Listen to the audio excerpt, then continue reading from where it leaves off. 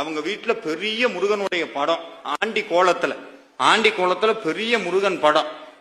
அதை வாங்கும் போதே அவங்க சொன்னாங்களாம், கூட இருந்தவங்க எல்லாம், ஆண்டி முருகனை வாங்காதரா, ஆண்டி முருகனை வாங்காதா, ஆண்டியா போயிருவேன் அப்படின்னா. அவர் ஒரு வார்த்தை சொன்னார் சார், எனக்கு அப்படியே சுருக்குன்றுச்சு. நான் என்ன முருக பக்தன், நீதான்டா உண்மையான முருக பக்தன் காலிலேயே விழுகணும்னு தோணுச்சு. அவர் சொன்னாரா, முருகனுக்காக நான் ஆண்டியா போனோம்னா நான் தாராளமா ஆண்டியா போறேன், எனக்கு தேவையில்லை. அதுல ஒரு விஷயம் சொன்னாரு சார், இவங்க எல்லாம் ராஜலங்காரம் சொல்றாங்க, ஆனா அது என்னமோ எனக்குள்ள குறுத்துதுங்க அப்படியே உள்ளுக்குள்ள. அந்த ராஜலங்காரம் பண்றதுல கூட என்னுடைய சுயநலம் தான் உள்ள ஒளிஞ்சிருக்கு. அவருக்கு நான் அலங்காரம் பண்ணி பார்க்கணுங்கிறது ஆசை இல்லை, அவருக்கு அலங்காரம் பண்ணி பார்க்கணும்னு ஆசை இல்லை. அவரை பார்த்தா நான் ராஜா ஆகணும், அதனால அவருக்கு ராஜலங்காரம் பண்ணி பார்க்கிறேன். இந்த சுயநலத்தோடையா சார் முருகன்ட்ட போய் நிக்கிறது? அப்படி வேண்டவே வேண்டான்னு அவர் சொன்னாருங்க.